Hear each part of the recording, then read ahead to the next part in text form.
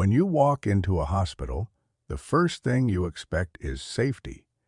Bright lights, white coats, quiet hallways, humming with medical machines. It is a place where life is preserved, where suffering is eased, where the fragile line between survival and collapse is guarded by trained hands. But what if one of those hands, steady and calm, belonged not to a healer, but to a predator who understood the rhythms of death better than anyone? My name is Miller Files. I have spent decades digging into the darkest corners of human violence, but few cases stand as unsettling, as quiet, and as methodical as the story of Donald Harvey, a man the world would come to call the angel of death. The story begins not with a scream, not with a chase, not with a gunshot or a body found in an alley, but with a pattern so subtle that for years no one saw it. A patient on the fourth floor dies unexpectedly. Then another and another. A nurse sighs and says the usual phrase heard in every hospital: "These things happen." Elderly patients slip away. Those with advanced illnesses fade in the night. It is never strange to lose someone in a place where life hangs by threads. But looking back now, through thousands of pages of testimonies, medical logs, autopsies, and taped interviews, the truth emerges like a shadow stepping out of a dimly lit corridor. Someone was making these threads snap. Someone who blended seamlessly into the routine. Someone who could predict the moments when suspicion would be minimal and cover would be natural. Someone who learned how to walk through the halls of a hospital not as an employee, but as a wraith. The earliest signs were lost to time because Harvey's first known victim never made headlines. There is no dramatic crime scene photo, no detective rushing to secure evidence. There is only a death certificate quietly filed away like thousands of others that year. In the 1970s, hospital mortality review boards were not what they are today. Record-keeping was sloppy. Toxicology testing was rare. Most deaths inside medical facilities were simply left unquestioned. It was within this environment that Harvey flourished. He learned quickly that medicine allowed people to die unnoticed. Nurses accepted death as part of the job. Doctors signed charts without demanding explanations. Families grieved without suspecting foul play. It created the perfect hiding place for a killer who did not need to hunt in the streets. He could move room to room, unseen, unquestioned, and trusted. According to his later confession, Harvey claimed he started killing because he wanted to end people's suffering. But as I combed through transcripts and psychological assessments, a different picture emerged. Mercy was the mask. Control was the motive.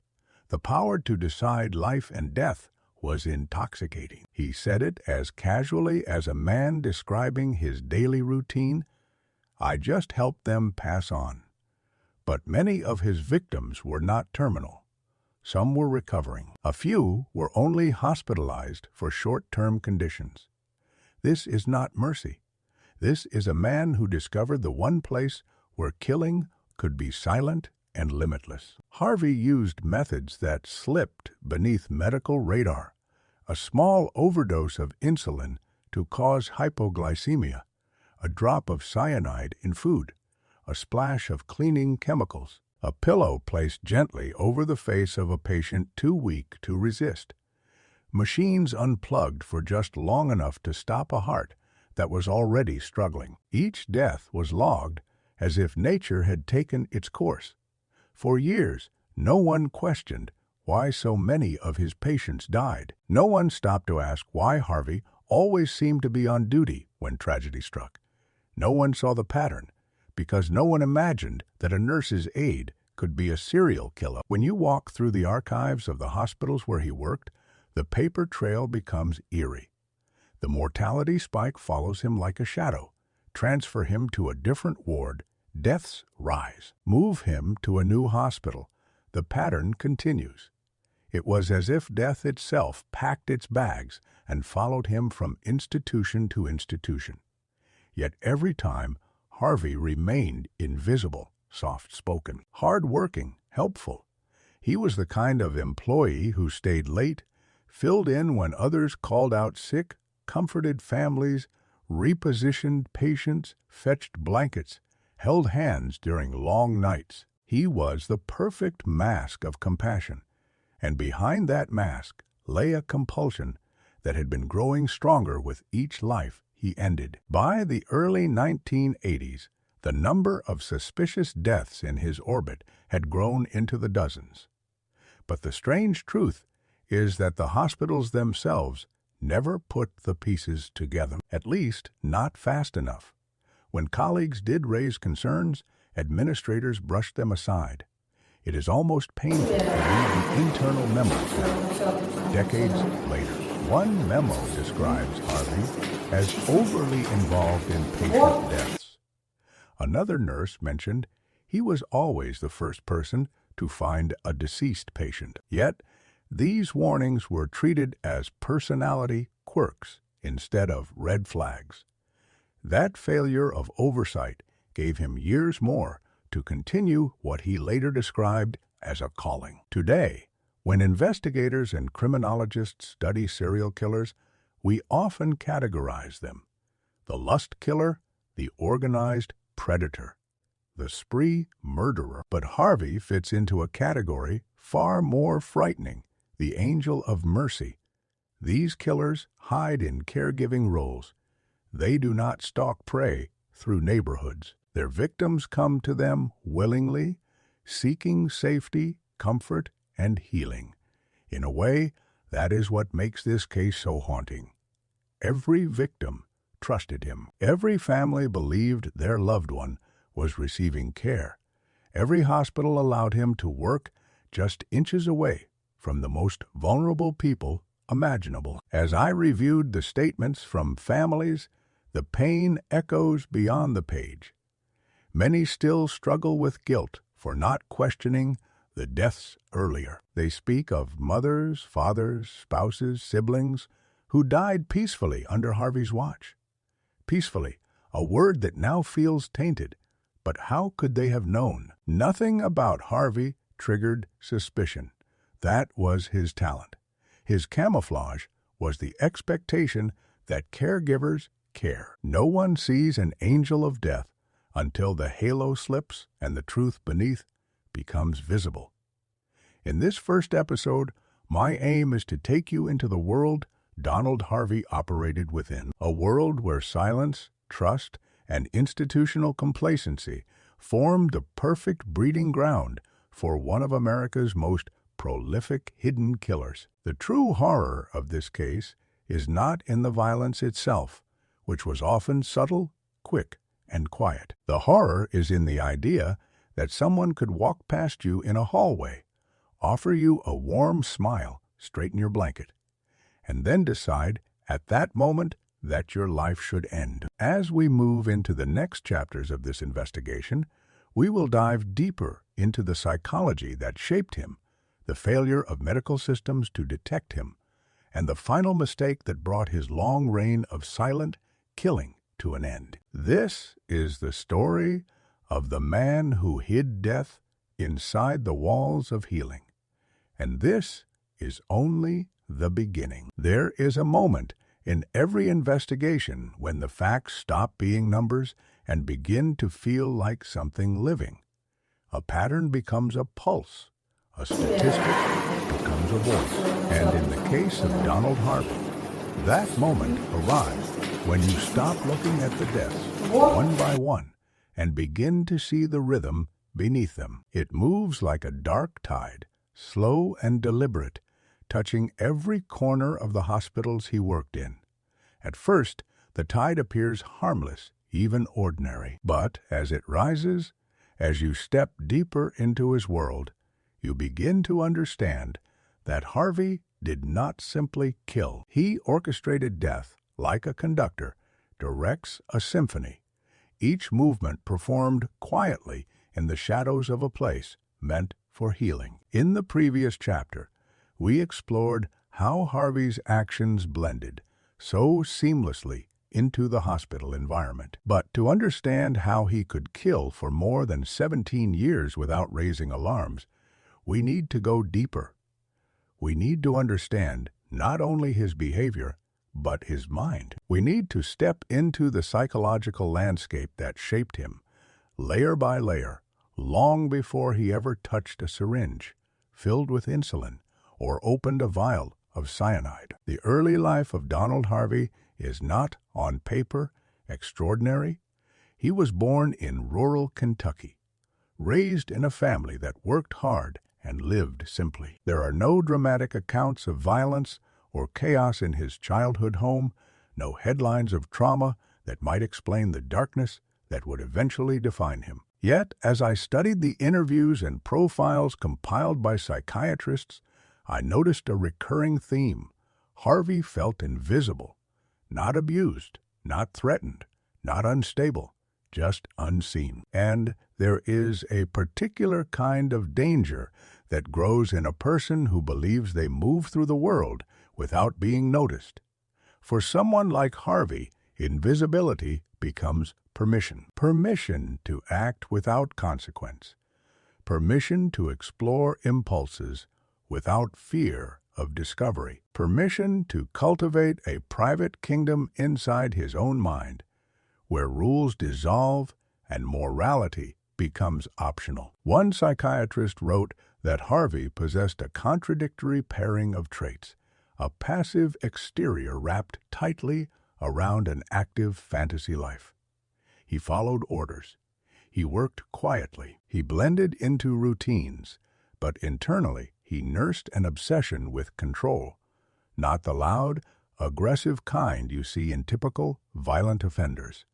Harvey preferred the silent form: control over small things, control delivered in slight adjustments, control expressed through routine, precision, and predictability. It is easy to underestimate a man like that. Many did, too many. The first time Harvey encountered death professionally was not in a hospital, but in a nursing home during his late teens. He had taken a job as an orderly, a role that placed him in constant proximity to the elderly and terminally ill. For most young people, such work would be sobering, even overwhelming. But for Harvey, it awakened something. Death did not disturb him, it intrigued him. He watched it unfold naturally and felt no fear. Instead, he felt curiosity. He felt calm. He felt something close to admiration for its inevitability. A later psychological evaluation would describe Harvey as someone who saw death not as an ending, but as a mechanism, something that could be guided, shaped, even accelerated. It was during this period that Harvey realized something that would set the tone for the rest of his life. He discovered that when someone under his care died, no one questioned it. The staff comforted him, supervisors praised him for professionalism, families thanked him for being present.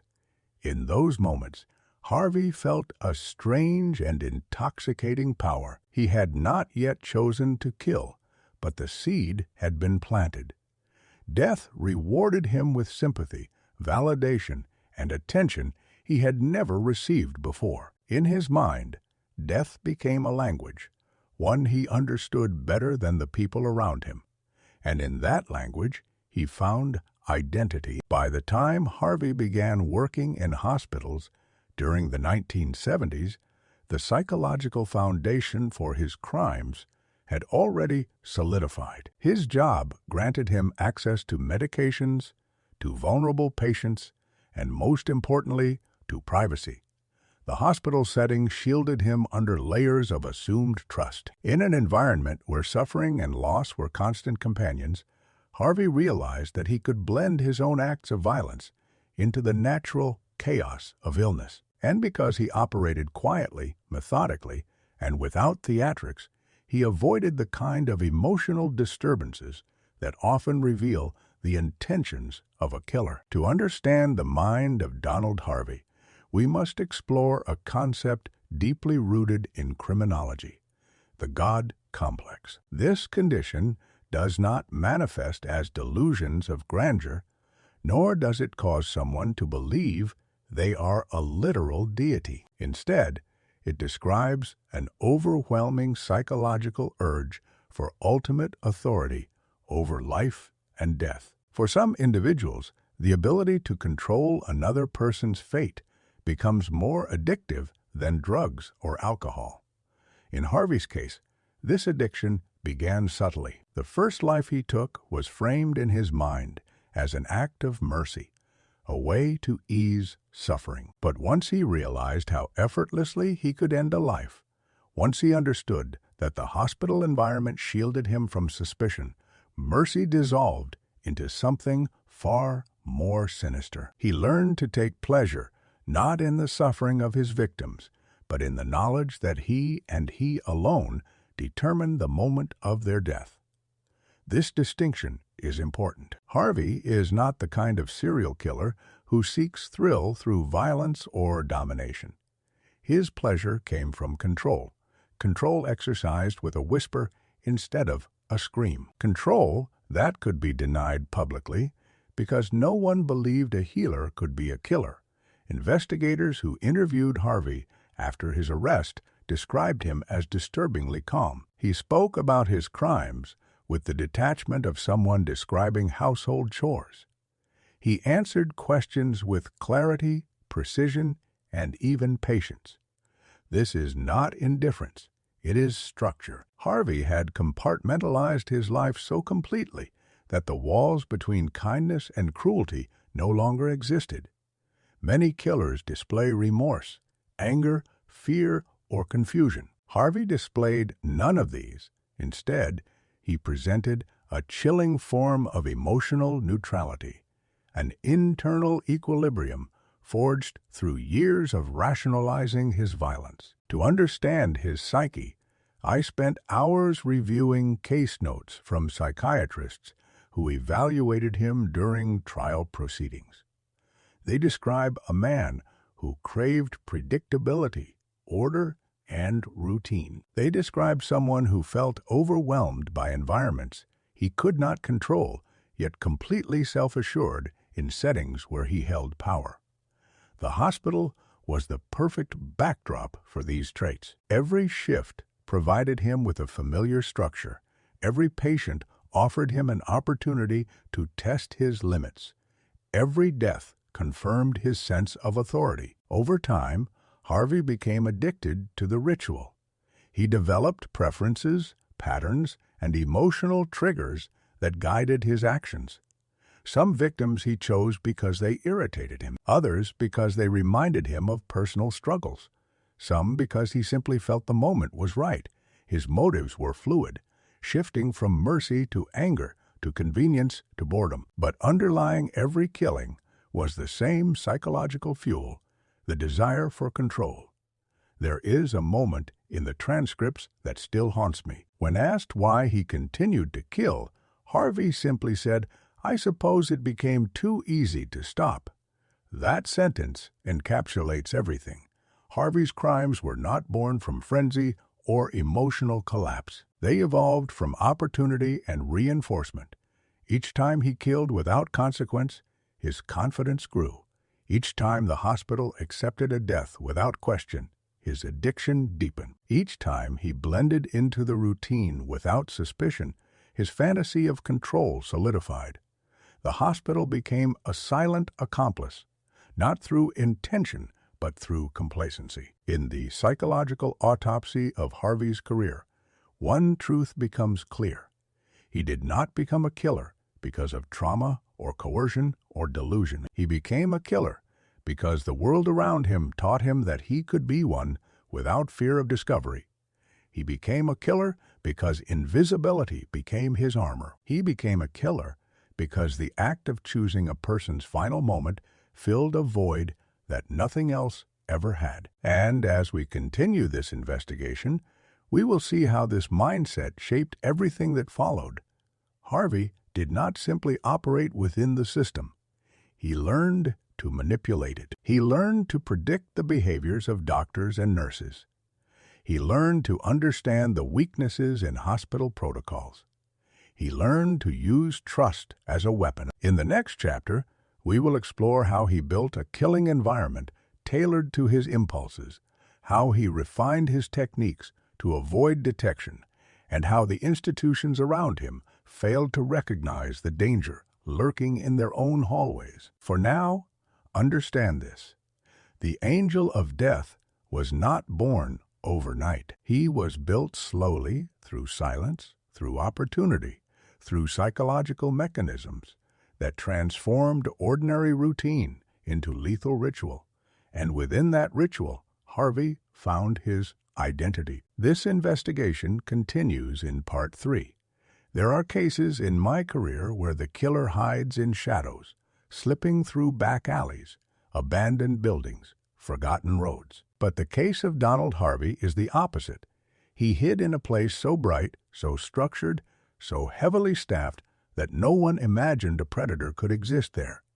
Hospitals are built on trust. Every chart, every monitor, every shift change relies on an unspoken understanding that the people who work inside are dedicated to saving lives. That trust became the cloak that concealed Harvey for more than 17 years.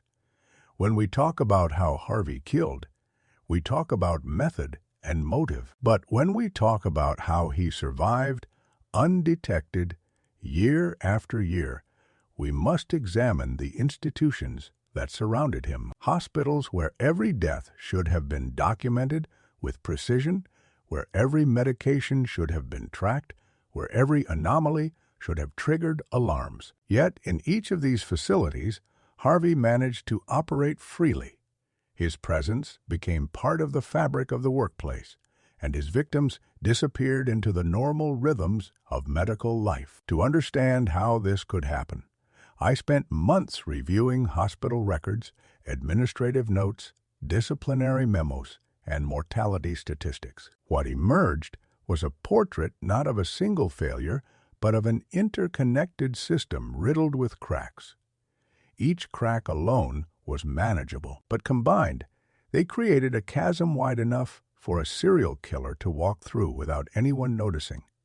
The first major hospital where Harvey worked was Marymount Hospital in London, Kentucky. It was a small facility, understaffed, overworked, and reliant on aides like Harvey to support nurses and physicians. During his time there, patient deaths increased, but not in a way that seemed impossible.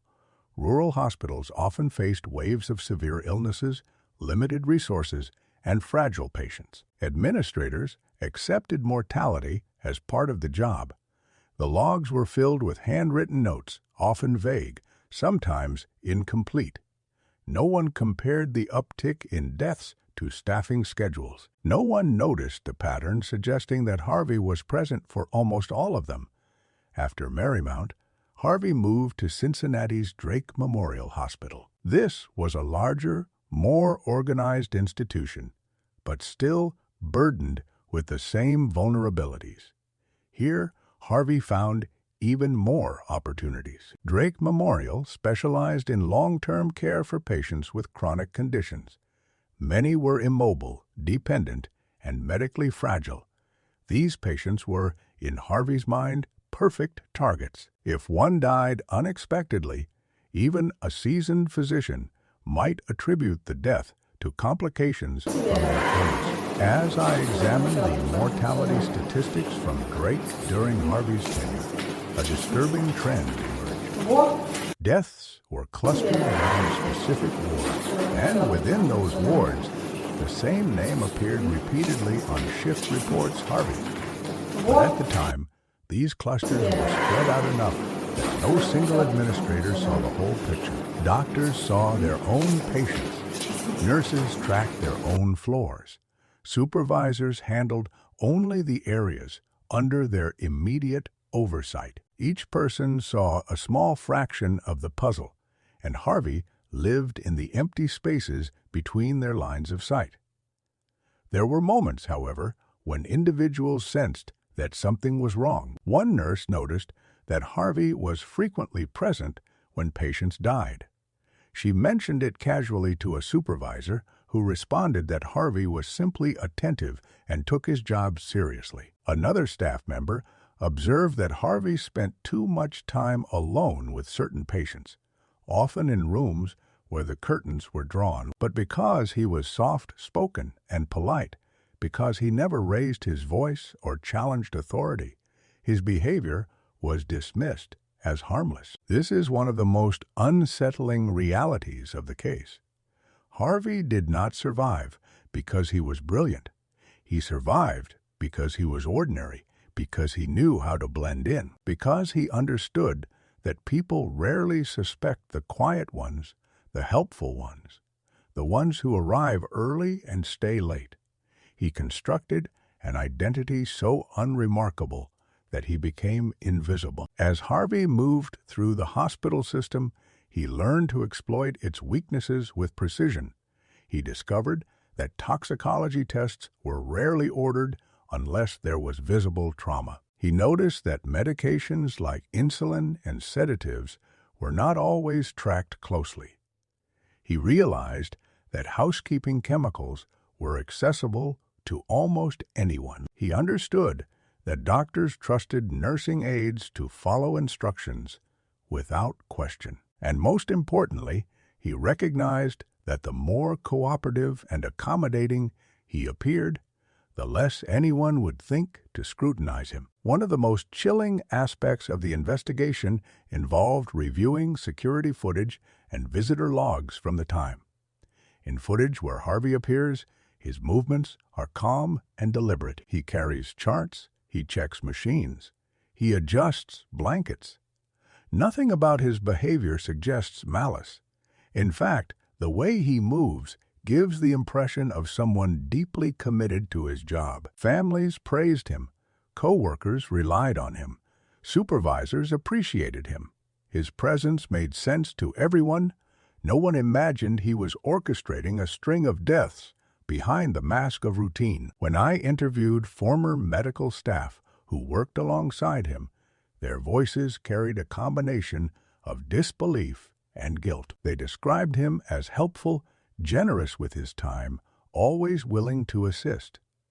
They told me he made jokes during long shifts, brought food to break rooms, and offered to cover extra hours. One nurse admitted quietly that she felt safer when Harvey was on shift because he seemed so reliable.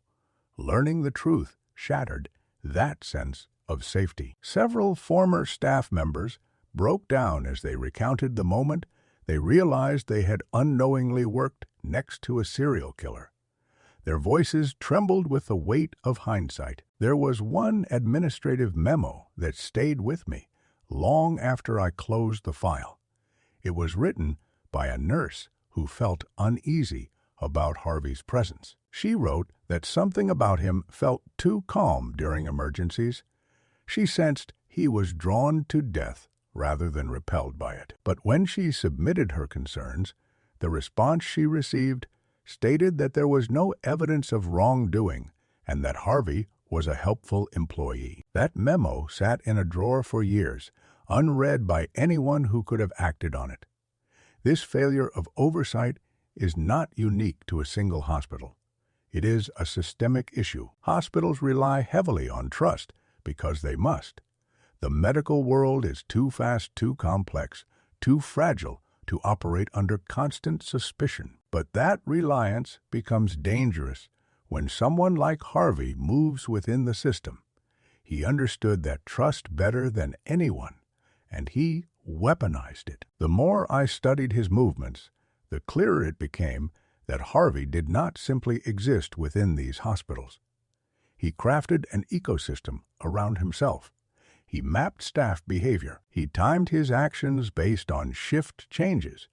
He chose victims strategically, selecting those least likely to raise suspicion. He monitored doctors' routines and knew who would question a death and who would sign paperwork without hesitation. He played the hospital like a chessboard, always several moves ahead of those around him. One of the most disturbing findings came from reviewing medication discrepancies. On several occasions, Insulin vials were missing or unaccounted for. Cleaning agents were used more quickly than expected. Small doses of sedatives appeared in patients who were never prescribed them. But each of these discrepancies was minor. None on its own was enough to trigger a full investigation. Hospitals see hundreds of irregularities each year, most of which are clerical errors. Harvey hid his crimes inside this noise. He knew that unless someone connected all the small anomalies, he would remain undetected. As I reconstructed his timeline, the enormity of the system's oversight failures became impossible to ignore. Mortality reviews failed to identify patterns. Supervisors failed to address repeated concerns. Administrators failed to enforce medication tracking. And somewhere in that intersection of failure, Harvey found the freedom to kill. But there was one moment, one turning point, when the system began to crack. A patient died unexpectedly, and a young doctor, new to the hospital, ordered a full toxicology panel. That decision, made not out of suspicion but out of caution, would eventually expose Harvey's entire operation. The results would reveal the presence of cyanide, a compound that had no medical justification. And for the first time in 17 years, the hospital could no longer attribute the death to natural causes. That single toxicology report became the beginning of the end. It raised questions. It forced administrators to revisit old cases. It triggered a chain reaction of scrutiny that would unravel Harvey's carefully constructed world. But before we reach that turning point, we must first explore how his killing methods evolved, how he escalated, and how his psychological compulsion intertwined with his technical knowledge. In the next chapter, we will step deeper into the mechanics of his crimes, examining how he selected his victims, how he refined his methods, and how he balanced the dual lives of caregiver and killer. We will uncover how one man used the structure of modern medicine to conceal a personal empire of death.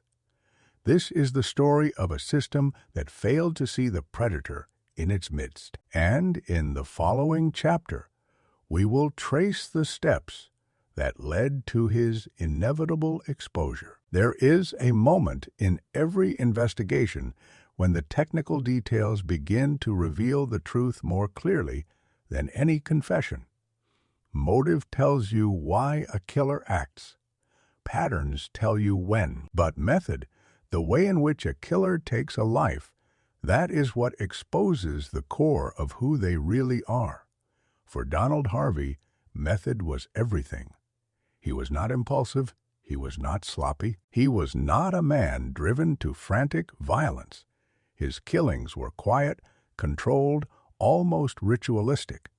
And it is within those rituals that the true shape of the angel of death emerges. In hospitals, death is not a stranger. It is a regular visitor, sometimes expected, sometimes sudden, but always documented in the language of medicine: heart failure, respiratory arrest, multi-organ decline, complications of illness. These clinical terms form a wall of normalcy around the dying. Harvey understood that wall better than anyone. He knew how to step behind it, how to manipulate it, and how to let it shield him from blame. To understand how he operated, I spent months reconstructing his techniques. The deeper I went into autopsy reports, toxicology analyses, medication logs, and eyewitness testimonies, the more I realized that Harvey perfected the art of killing without detection. He created methods that allowed him to hide within the natural chaos of medical decline, and in that chaos he thrived. One of the primary tools Harvey used was insulin. In the hands of a medical professional, insulin is life-sustaining. It regulates blood sugar, keeps metabolic balance, and prevents diabetic collapse. But in excess, it becomes a deadly poison. Too much insulin sends the body into a deep catastrophic hypoglycemic state. The patient becomes confused, then loses consciousness. If untreated, the brain shuts down. Death follows quietly, without the dramatic signs that accompany violent crimes. What made insulin such an effective weapon for Harvey was how easily its effects could be mistaken for medical deterioration. Many of his victims were elderly or already ill. A sudden drop in blood sugar could mimic natural decline. Doctors seldom ordered toxicology tests for insulin levels because the body metabolizes it quickly, and in those days, hospitals did not have the technology to detect subtle traces. Harvey exploited this blind spot relentlessly, but insulin was only one method. When he wanted certainty, when he wanted a death so rapid that no intervention could save the patient, he turned to cyanide. Cyanide is a chemical that destroys the body's ability to process oxygen. The victim suffocates at the cellular level. Death can occur in minutes, and unless a toxicology test is ordered, the cause is often recorded as cardiac arrest. Cyanide became Harvey's signature in his later years. It reflected a shift in his psychology. He had grown bolder, more confident, less concerned with concealing his work. Cyanide was his decisive tool, reserved for moments when he wanted absolute control over the outcome. The poison acted quickly, and its symptoms were often misinterpreted as sudden catastrophic illness. Unless someone looked deeper, they would never see the truth. There were other methods too: sedatives administered in excessive doses, cleaning chemicals mixed into food or drinks, air injected into veins to induce embolism, even something as simple as placing a pillow over the face of a semi-conscious patient. Harvey adapted to each situation. If a patient was hooked to machines, he would unplug them for a moment, watching the heart monitor dip and flatline before quietly plugging everything back in. If a patient was struggling with infection or chronic disease, he added just enough distress to hasten death, but not enough to draw attention. In every method, the common thread was his control. Harvey did not need violence. He did not need to fight for dominance. His victims were already vulnerable. His power came from the environment itself. The walls of the hospital did the work of hiding him. The trust of the staff shielded him. The expectations of families distracted them. The clinical setting masked nearly every sign of foul play. The precision of his methods reveals a level of psychological detachment that is chilling. Harvey viewed death the way a technician views a machine. If a part was malfunctioning, he intervened. If a life seemed inconvenient, he ended it. His killings were not acts of passion. They were acts of maintenance, performed with the same calm efficiency he applied to changing sheets or adjusting 4 lines.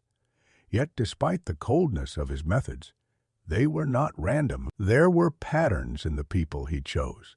Some victims had angered him. Others had demanded more care than he wanted to give. Some were simply present at the wrong moment when his desire to kill resurfaced. But in many cases, the victims were selected because they represented something psychologically meaningful to him. One of the most disturbing insights came from a psychiatrist who reviewed Harvey's confessions. Harvey admitted that some killings made him feel a sense of relief, as if removing a burden. Others made him feel powerful, as if he had proven something to himself. And some deaths felt almost compassionate, though that compassion was warped and filtered through a lens of self-justification. He told investigators that certain patients looked like they were suffering too much, and he believed he was helping them. But that belief was selective. He showed mercy only when it suited him. He ended lives not to relieve pain, but to satisfy an internal craving for control. This duality between perceived compassion and actual domination is what defines Harvey's method. It is what makes him different from other killers. He was both caregiver and executioner. He lived in the space between healing and harm, shifting between them so seamlessly that no one noticed the transition. What struck me most as I reconstructed his methods was how often his killings were decisions made in silence.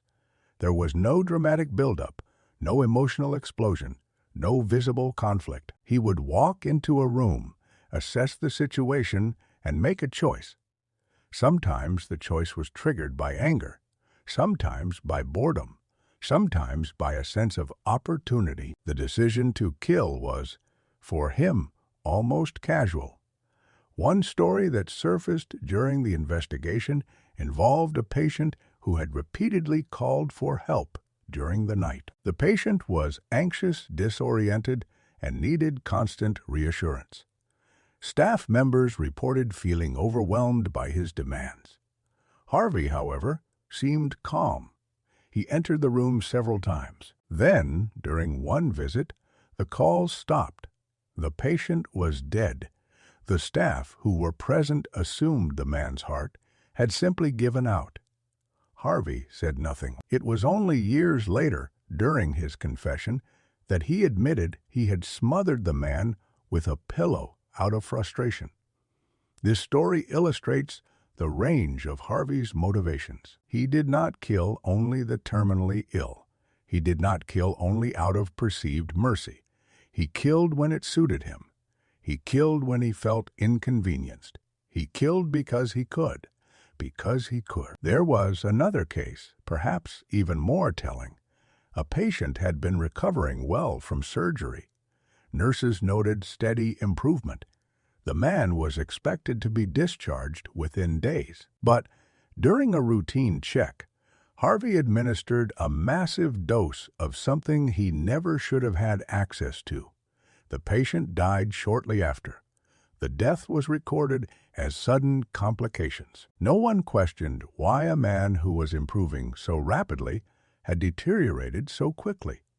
No one considered that the person who had tended to him daily might have been the cause. Reconstructing these events forced me to confront an unsettling truth about humanity itself.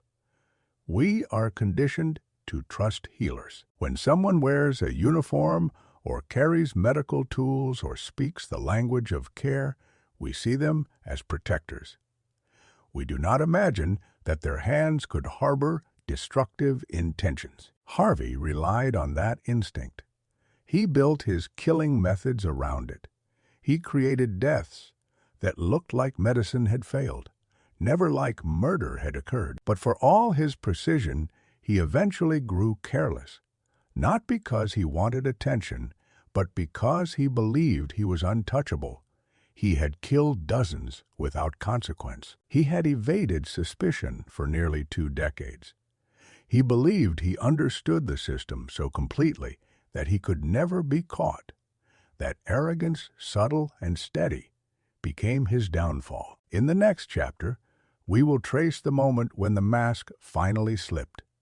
A single test, a single discovery, and a crack in the shield that had protected him for so long. We will examine how the toxicology report that revealed cyanide did more than expose one death. It unraveled an entire empire of hidden violence and forced the hospital system to confront the predator it had unknowingly nurtured. And with that unraveling came the beginning of the end. Part 5 continues the investigation. Every investigation has a moment when the truth finally surfaces, not as a whisper, but as a strike. A moment when the quiet certainty that something is wrong becomes undeniable. I have seen this moment in many cases, but in the case of Donald Harvey, it arrived like a tremor beneath years of silence. 17 years of hidden deaths. 17 years of hidden deaths. 17 years of quiet manipulation. 17 years of a man weaving himself into the fabric of hospital life. And it all began to unravel because of a single toxicology test ordered by a young doctor who was simply being cautious. The patient was not terminal. He was not expected to die that day. His collapse was sudden, violent, and deeply inconsistent with his medical chart. The doctor, unfamiliar with the hospital's culture of complacency, did something others before him had rarely done. He requested a full toxicology panel.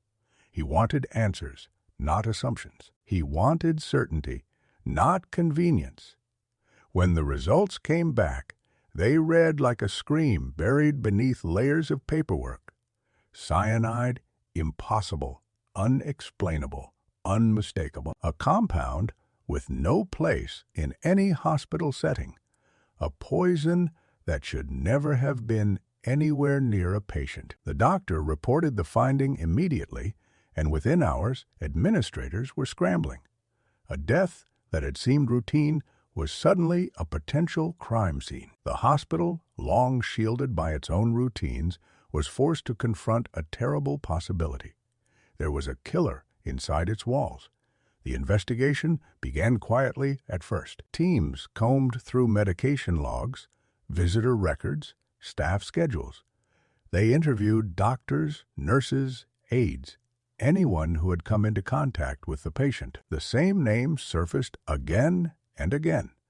The same man had been in the room shortly before the fatal collapse.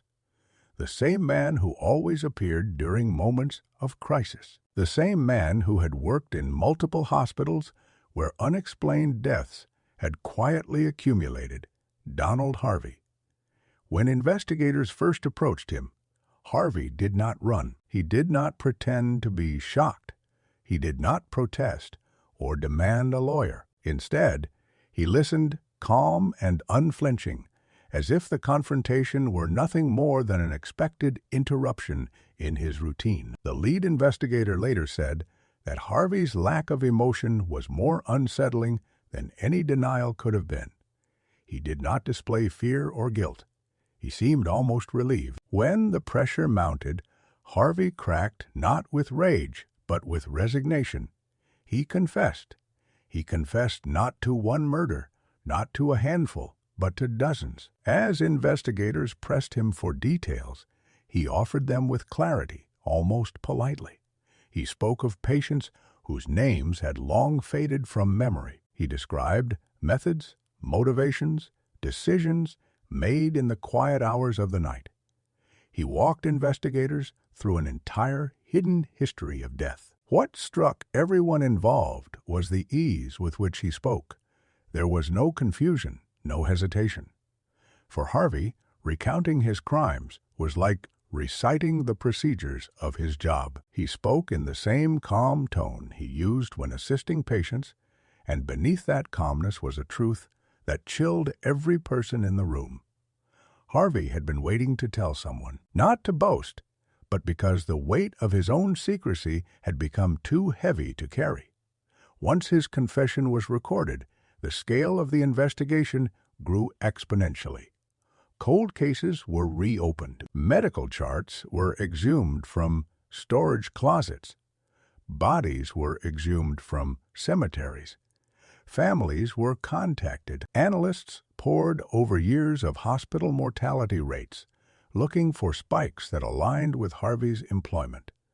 The pattern was unmistakable. Wherever Harvey worked, death followed in numbers far above the statistical norm. Some families learned for the first time that their loved ones had not died of natural causes. Their grief, which had settled quietly over time, was torn open once again.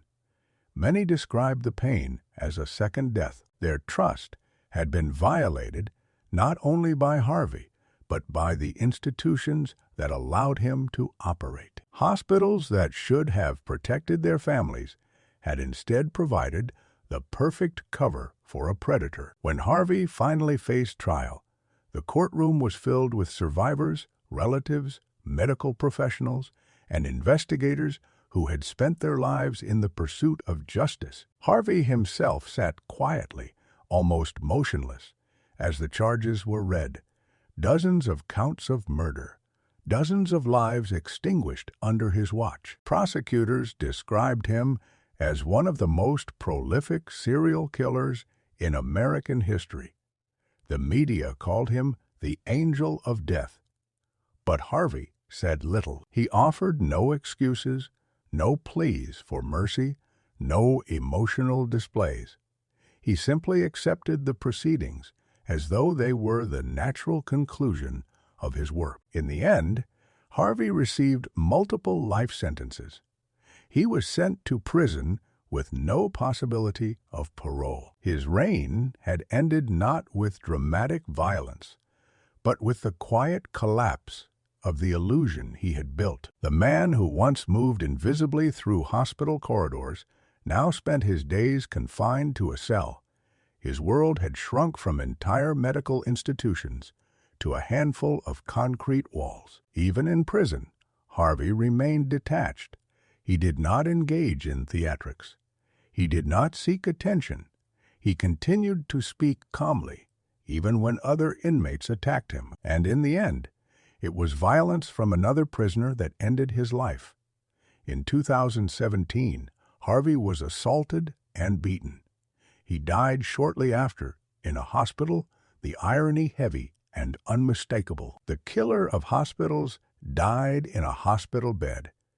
As I reviewed the final reports, the interviews, the testimonies, one truth became impossible to ignore. Harvey was not successful because he was brilliant. He was successful because the system was blind. The hospitals, the administrators, the protocols, the trust placed in medical staff, all of it created an environment where a man like him could thrive. The case of Donald Harvey forces us to confront a terrifying question. How many other predators hide behind roles we trust? How many exploit silence, routine, and institutional weakness to cause harm? Harvey's story is not only about one man's violence, it is about the fragility of the systems we rely on. His crimes remind us that danger does not always come from the dark corners of the world. Sometimes it comes from the places we consider safest. Sometimes it wears a uniform and carries a chart. Sometimes it smiles warmly and promises care. As I close this case file, I am reminded of something Harvey said during his confession. When asked why he killed so many, why he continued for so long, he replied softly, "I suppose it was because no one ever stopped me." That sentence is the final truth of this investigation. Harvey did not hide in shadows. He hid in plain sight, and the world around him refused to look. This concludes the investigation of the Angel of Death.